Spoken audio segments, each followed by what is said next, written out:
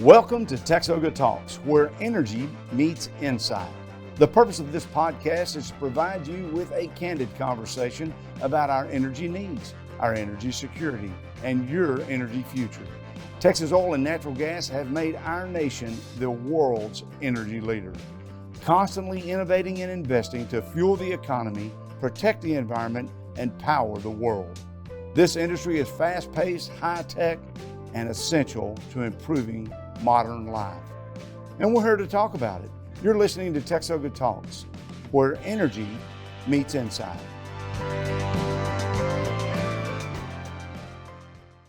And thank you so much for joining us again today for another episode of TXOGA Talks, where we have candid conversations about our energy future.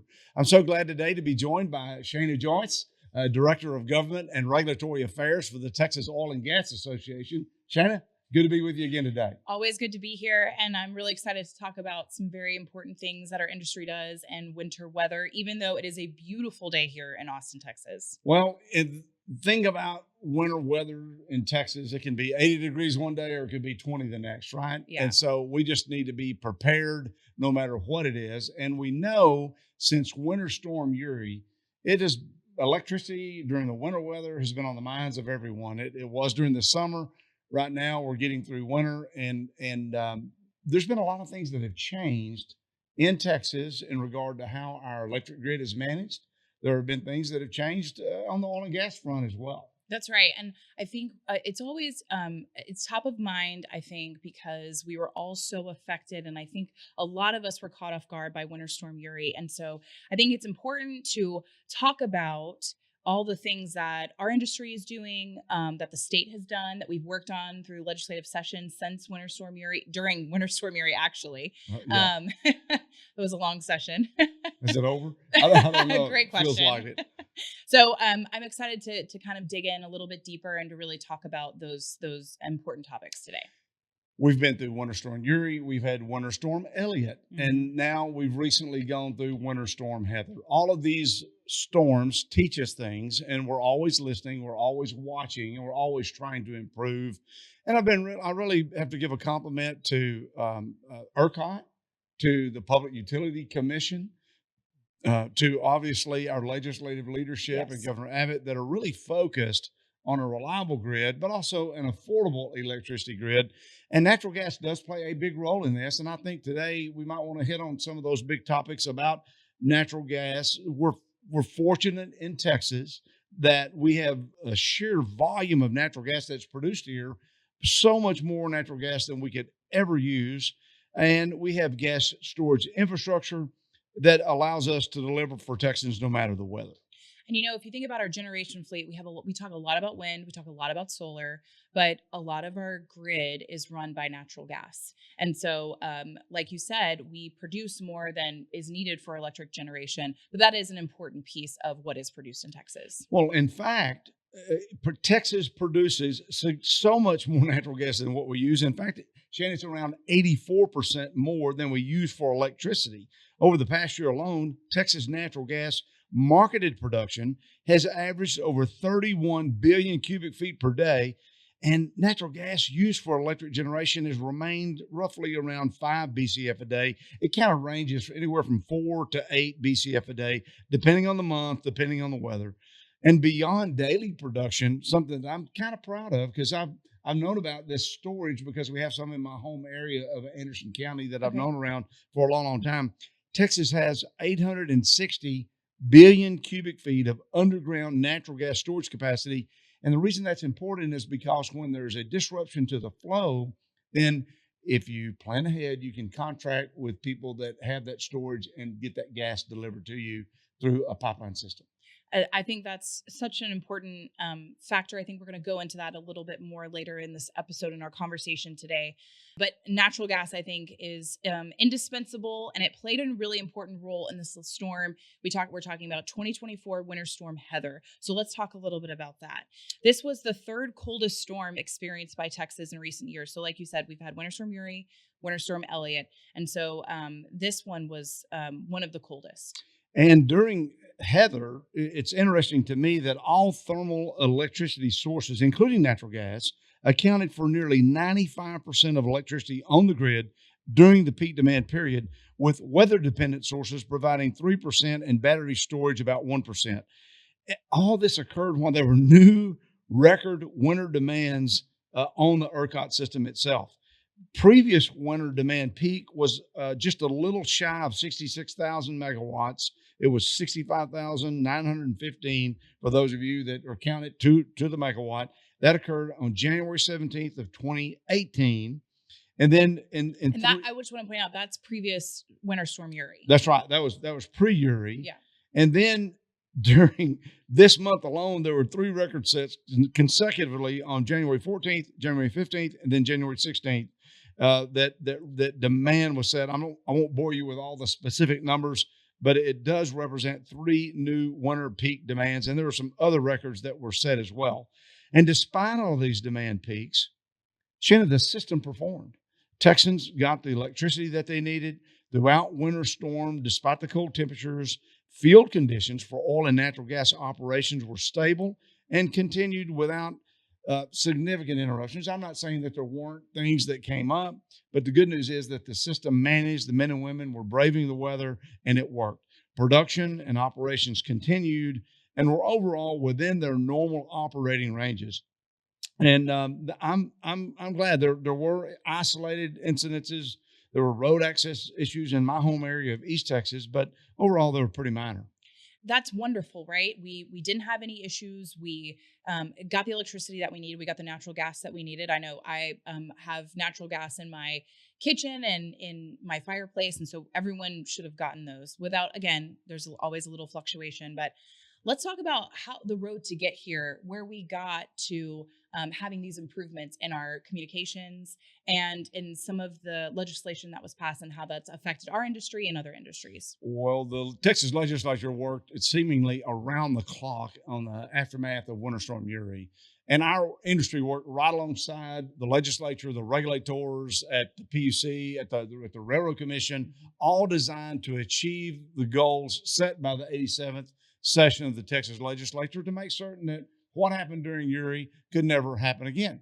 And so since Uri, the natural gas supply chain, along with electricity transmitters and producers, regulators and stakeholders, have been working collaboratively, deliberatively. They've worked in organized workshops. They've held continuous calls that have all led to greater results. That's right. One of the really great things that came out of that legislative session was the solidification of this group called the Texas Energy Reliability Council. We also call it TERC. And so we talk about that group that has several state agencies, including the Texas Division of Emergency Management, the PUC, ERCOT, the Railroad Commission, and it also has natural gas supply companies. It has generation companies. And it also has TDUs or TSPs. Those are the transmission service providers. That's who operates the actual lines. So who are transition service providers? Give an example to our readers who that might be. Encore or Centerpoint. Okay. Those are kind of two of the bigger ones. AEP, TNMP. We've got a lot here in Texas. And so they're all on those calls and we're all working together and talking about what issues are you having? Or, hey, this has kind of popped up. Can someone help us? And so it's really creating that communication between everybody that's important. And the good thing, besides the results that have been experienced, people that are buying and selling natural gas are talking to their customers around the clock, but regulators may not know that. And so if they hear of some isolated outage, they may not be aware of what's going on. There's a lot of conversation about, hey, can't information be more transparent?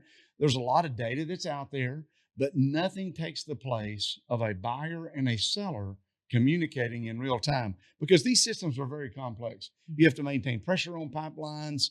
Your end user needs to be ready to accept that at the volumes that have been anticipated, and those require adjustments on their end a lot of times. And the thing that I think about, natural gas is just one source. Wind, solar, coal, nuclear. We even had hydro generation in Texas. Natural gas carries the load during these difficult times when the weather is great. We can benefit from lower priced energy sources, But natural gas puts nothing on the grid. Power generators do that. That's right. But we're glad that natural gas is doing its part. That's right. It's a good partnership, right? That's right. All right, let's take a quick break before we dive into more important topics regarding Winter Storm Heather. So the Texas Oil and Gas Association Workers' Compensation Safety Group gives a group member a premium discount based on the premium of the entire group, regardless of individual premium size. Eligible policyholders can earn an additional discount by participating in the Texas Mutual Insurance Company's Worker Comp Healthcare Network. I also encourage our listeners to visit TXOGAinsurance.com. And we're glad to be back talking about critical load designation. This is a designation that refers to an asset being designated critical, and therefore in the event that the TSPs, the ones, right? Yes, transmission service providers. Good deal.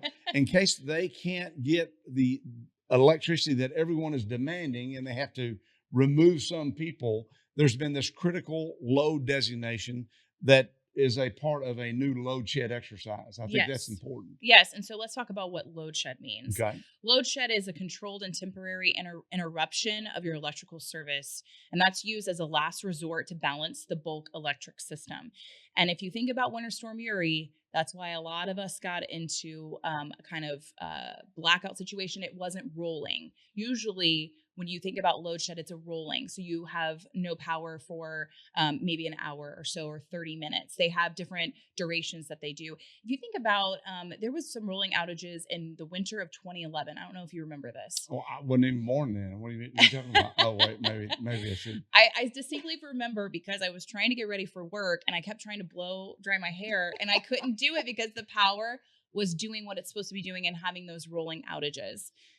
Well, I found out during Uri that, oil and gas operations use a lot of power. Mm-hmm. Some of them are on generators today. They're trying to get off of generators and go to electricity to have lower emissions profile. But that as critical as oil and gas is to continue the power stream, oil and gas field operations were not even eligible to be designated as critical load. That's right. And so that's one of the things the legislature fixed. And yes, that has very been important. a great reform. And I think that's given everybody a lot of confidence going forward. That's right. In fact, data has confirmed that loss of power was the greatest disruption to natural gas production and transportation during Winter Storm Uri. And so that was one of the reasons why we weren't able to get our product to those generators like you talked about earlier. And thankfully, our ERCOT has updated its form. They're working with the Railroad Commission on what really qualifies as critical load. And I think these are areas that it's not a one-time fix. Mm-hmm. Shana, I think what I'm encouraged about is to see the Railroad Commission at the beginning of any event, even before that event occurs, they're getting operators on the call. They're having conversations about what's going on. I know that operators are pre-deploying assets. They're putting additional personnel in the field. Our pipelines are line packing, building up pressures in their lines. So everyone's managing at a little bit different pace, I think, than they did before Uri because of the consequences that we all saw. And we also want to be prepared. We want to be good stewards in this partnership, right? In this electric generation and distribution partnership. Well, and look, a lot of our operators contract with service providers. And so what the Railroad Commission has handled this is they're not only talking with operators, they're talking with service company providers, they're talking with water haulers, they're talking with saltwater water disposal well operators, because there's a supply chain of producing oil and gas. Because, when you produce oil or gas at a well, you may be getting oil. You're probably getting some natural gas liquids. You're getting water. A lot of water in the Permian Basin. Mm-hmm. So you have to have a place to go with all of those products. And if any one source of your destination is offline, it could shut in your entire well. And so the Railroad Commission is really working. That's what I'm talking about improved operations. Mm-hmm. Everyone's communicating, and it's making a difference.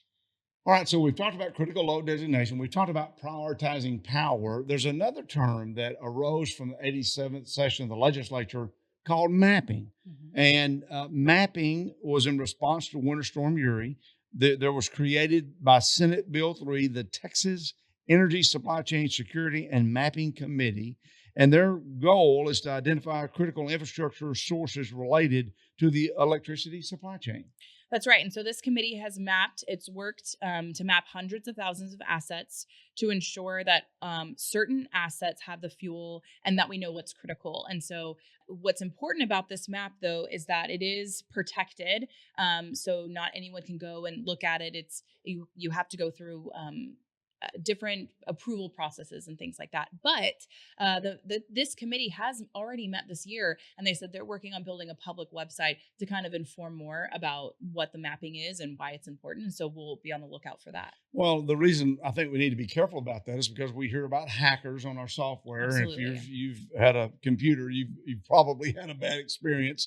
And there are also people that actually target critical infrastructure to take it out. So we just need to be careful about what is out there. We don't want to create a roadmap for anyone to attack the things that make our lives better. But you talked about assets. Part of the requirements of this critical load designation and the carry forward was a requirement for weatherization based on what the legislature did. Operators with facilities are required to weatherize. They've got to share their emergency preparedness plans with the Railroad Commission. Plan includes conversations for how each operator will protect their employees, the environment, and their equipment in extreme weather. And these requirements extend to external support operations like we discussed earlier, water disposal wells, and other necessary functions that's absolutely vital to producing oil and gas. So at the beginning of the winter, an operator of a facility must turn in a weather emergency readiness attestation and then implement that plan, and so that the Railroad Commission knows. And I think that, again, goes back to that communication, right? We have the regulated community talking to the regulators and saying, this is what we've been working on. We're ready for whatever's going to come our way. Communication improves everything every time. Can you say that one more time real fast? Weather emergency readiness attestation. All right. Did you come up with that term? I didn't. Oh, Who did? God, who we did? Got to ask. We need to know. We need to ask around. So when we talk about operations, let's talk a little bit about pipelines, because I think this was something we've been talking a lot about over these past couple of years with all the winter storms is pipelines and their weatherization. Well, I still get, if it wasn't so serious, it would be funny. Yes. I read still about pipelines freezing. Yes. And I remember my friend Grant Ruckel talking about pipelines, and it's like, Todd, pipelines don't freeze. They're buried 36 inches minimum below the ground. So pipelines don't freeze. But that's an easy way for the media to talk about it without getting into compressors and control valves and all those types of things, because those right? are not buried. They're above ground. They are accessible for whatever the operator needs to do. Sure, and to move that product. The good news is pipeline companies are taking further precautions for these assets. They're doing things like we discussed earlier called line packing. But also many companies are reaching out to their third-party vendors and are requiring quicker response times. Yeah, that's right. So I think when we talk about that pipeline, you mentioned the media, and they don't always get it right. And so I think Texas has had several shorter winter weather events that didn't result in load shed like Winter Storm Uri, but did resort in the media and national regulators and even academia taking a closer look at our industry. And so we had some sensational headlines declaring that the industry was failing.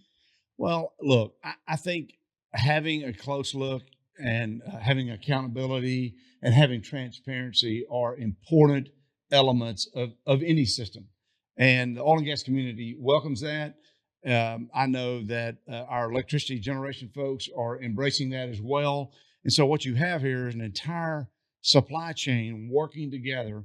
But it is frustrating when we see misleading headlines, because look, I don't care what kind of system you had. My dad worked in a factory for 36 years. Mm-hmm. And man, I worked there myself a little while. I'm not as tough as he was though. And there are disruptions to systems, even in the best controlled systems. And when you're talking about oil and natural gas, these are field operations. And so, many times it said, well, you need to weatherize, you need to insulate your pipes, you need to do things. Oil and gas operators in Texas do that. Mm-hmm. Many of them use heat tracing, where it heats up the lines. They use infrared imaging to look at what's going on. They're doing a great job. But even colder climates like the Bakken, who I think everyone acknowledges North Dakota is a little bit cooler than Texas most of the time. Most of the time. And for many days below freezing temperature, even when they have extreme weather events, they lose production. So you just have to know oil and gas is a field operation, not a factory setting. There's going to be disruptions from extreme weather events, and you need to plan for that. That's what we're talking about, planning ahead. That's right. And Todd, on our website, TXOGA.org/winter ready, you can find out more about what our industry is doing to weatherize and kind of some of the situations that they've been in. So I really encourage our listeners to take a look. We'll make sure that that's included in our show notes. And we're going to take a quick break and come back with Dean Foreman, our economist, who's going to talk a little bit about gas markets. Dr. Dean, just a few. So the Texas Oil and Gas Association Workers' Compensation Safety Group gives a group member a premium discount based on the premium of the entire group, regardless of individual premium size. Eligible policyholders can earn an additional discount by participating in the Texas Mutual Insurance Company's Worker Comp Healthcare Network. I also encourage our listeners to visit TXOGAinsurance.com. And welcome back. We are glad to be back today with Dr. Dean Foreman. Normally, Dean, we talk about Foreman's Ford, but today we're talking about natural gas. I've talked and described how much natural gas we produce, but how little we really use in Texas. And so we're hoping you can kind of guide us through where does all this gas go? Well, first, thanks so much for having me. And it is kind of hard to get your head around the volume. You were talking about 31 billion cubic feet per day of natural gas that's produced and marketed in Texas. And if you think about the Dallas Cowboys' beautiful stadium up there in Arlington, you could fill that up about 300 times every day. That's how much gas we're talking about every day. So it's a huge volume to really get your head around. And the amounts that's used for power generation is only about 5 billion cubic feet per day. It can vary, as you mentioned, between 4 and 8, depending upon the season, but it's relatively low and it lasts through the season with storage as a result of that. For residential and commercial heating and cooking, 13, 14 billion cubic feet per day on average across the year. So you add all this up, and what Texans require for industry, for power, for heating and cooking is still a little more than half maybe of what we're producing. So that leaves a lot of room for exports, but it also means that the gas is there when we need it. And storage is really key. We've got a lot of it here in Texas. And we're talking recent levels above 700 billion cubic feet. It's really generous. So with that kind of volume of production and that kind of storage, it's kind of, how could we be out of power, right? I mean, during Winter Storm Uri, I know it's grown since then, but I guess it goes back to the lack of critical designation, Shana. It goes back to the lack of contracting for that so that you've got first right of refusal if you need that product. Does all that come into play? It absolutely does. And it's a weakest link kind of theory. The system as a whole has to work and hold up. It has to coordinate. And frankly, and we'll come around to this, you have to have commercial agreements in place that make sure that you're securing what you need when you need it. Now you got me a little distracted and sidetracked talking about the Dallas Cowboys because I've got big plans for the Cowboys this season. Jerry Jones and I both are aligned on what we want for those guys. I like that. But we're talking about natural gas today, and there's two areas I want you to pick up on, if you will, Dr. Foreman: storage and pricing. Can you take storage first and kind of give us a glimpse of what we're thinking about there? Well, in terms of storage, the easiest way to think about this is you would never drive without insurance. You're not allowed to, right? Mm-hmm. And the term is firm, that you can commit to firm contracts to get what you need when you need it. And that's the supply of the gas, it's the transportation of the gas, and the storage of the gas. It's all three elements that make it so that you actually have it when you need it. If you don't have firm, though, let me interrupt you. If Sure. you don't have firm, what do you have? You have interruptible by definition. So you can think of it as the simple version of that is when you sign up with your power company and say, you can turn my air conditioning off during peak times and I'll save a little bit. Oh, not mine. It's a good point. And you use an insurance analogy. I mean, most of us have a deductible on our insurance, right? Mm-hmm. That we're prepared. I mean, okay, you can cut my power off a little while if I don't have to pay exorbitant prices. And I think what we're really talking about here is how do we have a system that is reliable and is readily there And then how much do we want to pay for it? We could bury every line of electrical line and improve reliability in East Texas for sure, but at the cost that would be outrageous. And so there's a little give and take here, I think.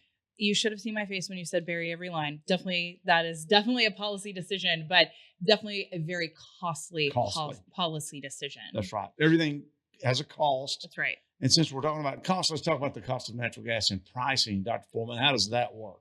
Well, I mean, looking out the window today, we're sitting just under $2 per million BTU. And for February into early March, these are the lowest inflation adjusted prices that we've seen, at least in the last 30 years. It's remarkable when we're talking about the production and how much we have available, being close to the source here in Texas. It's really kept downward pressure on prices because it's just been so productive.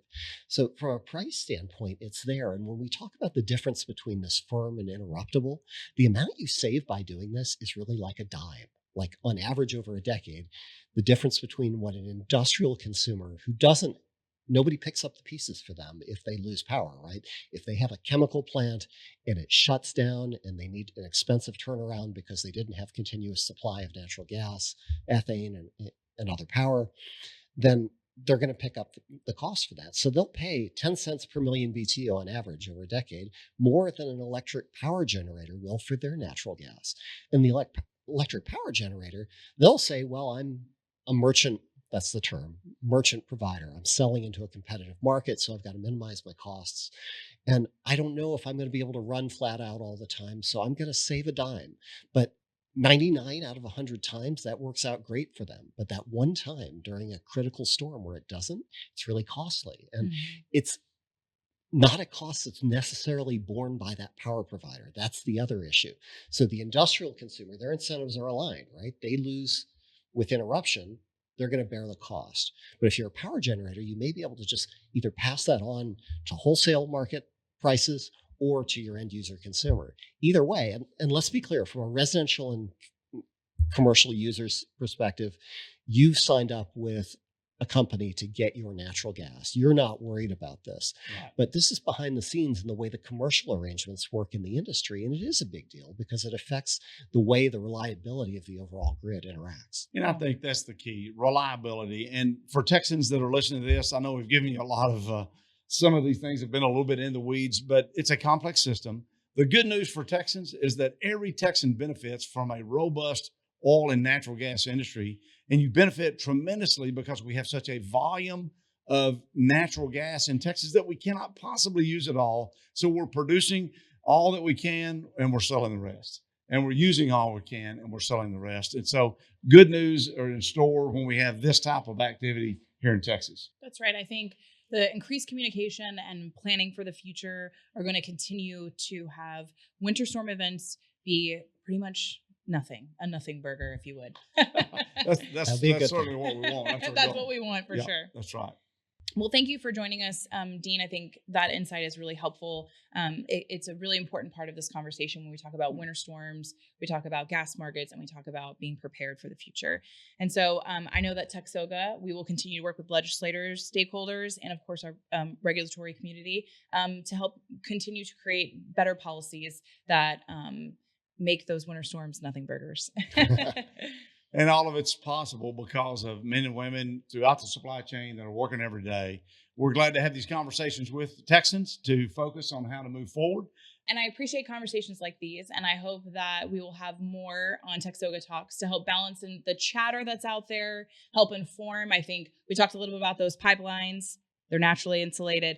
Talking about those things and making sure that we're getting a message across that may be misconstrued in media chatter. Sure. And we want to hear from you as well as our listeners. If you have issues that you would like to hear us discuss, get experts on the show, we want to do that. We thank you for joining us for another episode of TXOGA Talks, where energy meets insight. The views expressed on this podcast are not intended and should not be construed to be the views of any particular TXOGA member or company. The purpose of this podcast is to engage in candid conversations about energy needs, energy security, and the future of energy.